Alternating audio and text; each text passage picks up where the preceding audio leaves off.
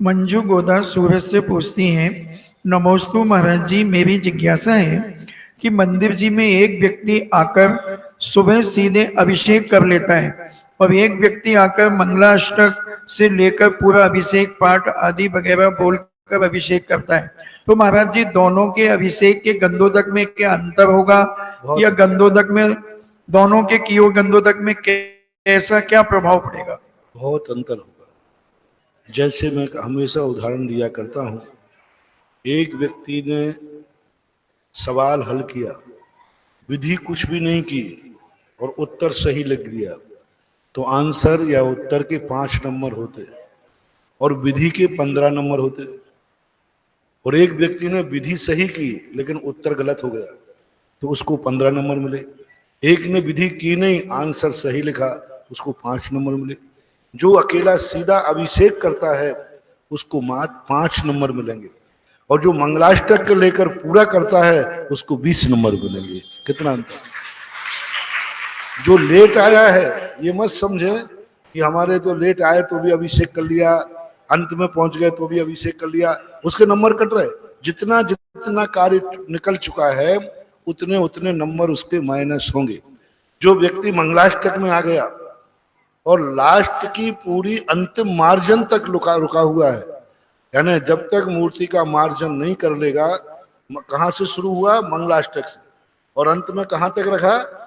मार्जन तक। और मार्जन के बाद भगवान को सिंहासन पर, उसके मिलते हैं पूरे 20 बाई 20 नंबर, और 100 कहो तो 100 बाई 100 नंबर, वो है 100 नंबर। अब इसमें से जो चीज तुम्हारी छूट जाए उसके नंबर कर। मंगलाष्टक छूट गया, आपके 2 नंबर कम हो गए। आपका श्रीमन नम्रता छूट गया, आपका एक एक नंबर 2-2 नंबर कम होते गए। आपकी शांति धारा छूट गई, आपका नंबर छूट गया। और आप अभिषेक करके चले गए तुरंत, और ना भगवान का मार्जन हुआ, ना मार्जन किया, ना भगवान को सिंहासन वेदी पे किया, तो पीछे के आपके 10 नंबर कट गए। अब अंत में बचेंगे 2-3 नंबर।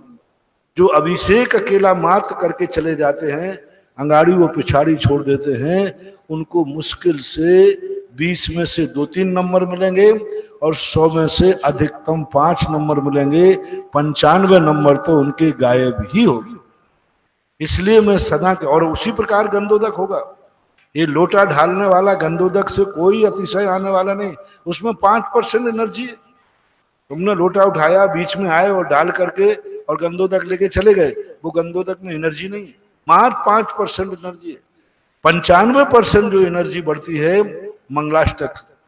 मंगलाष्टक के बाद जो अपन भगवान को विराजमान करते, बहुमान से भगवान को उठाते हैं, और अंत में मार्जन करके जब भगवान को सबसे ज्यादा एनर्जी उस समय बढ़ती है जो भगवान को अभिषेक के बाद मार्जन करके पुनः उच्चासन देता है, वो है सबसे बड़ा पुण्य। आप साधु को पढ़ाते हैं, आहार देने में पुण्य नहीं है। बहुत सारे लोग, महिलाएं क्या करते हैं, साधु को पहुंचते ही चौके में थाली लगाने लग जाती हैं। सबसे बड़ा पुण्य है जो साधु को उच्चासन बोलना, पूजा करना, पाठ प्रक्षालन करना, ये है सबसे बड़ा पुण्य। आहार देने के नंबर तो 5 नंबर है, यानी वहां पर 5 नंबर है। 95 नंबर तो है कि महाराज को पढ़ाना, पढ़ा करके विधि करना, और विधि करके उनको मंदिर तक भेजना, इसके हैं 100 नंबर। आहार देके मन शुद्धि, वचन शुद्धि, काय शुद्धि, सब। और सबसे ज्यादा नंबर तो वही है जिसने सुबह से बनाया है, बना करके पढ़ाया है, पढ़ाने के बाद हार दिया है, और हार देने के बाद उनको मंदिर तक छोड़ने गया है, तब 100 नंबर हैं। अब जो जो क्रिया तुम्हारी छूट गई, नंबर कम करते जाओ। ऐसे ही अभिषेक के अंदर जो बिल्कुल पहले से आया, जल भरा उसने, जल के नंबर कटते हैं आपके। उसने जल को भरा, जल भर करके टेबल लगाया, टेबल लगा करके सारे बर्तन आदि सब जमा करके फिर मंगलाष्टक पढ़ा, भगवान को उठा के विराजमान किया, और अंत में जाके भगवान को पुनः विराजमान करके और फिर कायोत्सर्ग करता है, तब वो गंधोदक में एनर्जी होती है।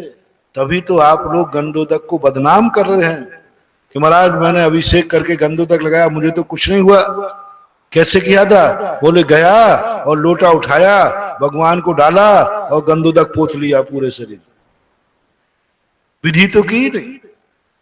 इसलिए मैं सदा बोलता हूं, अपने हाथ से अभिषेक का जल भर करके, अपने हाथ से गर्म करके और अभिषेक का लोटा लगा करके भगवान को विराजमान करके, और जब तक भगवान मार्जन करके पुनः वेदी में नहीं उठ जाए, आप वहां से हटना नहीं। फिर वो गंधोदक देखना, उसकी एनर्जी कितने पावर वाली होती है, वो है अतिशय। ऐसा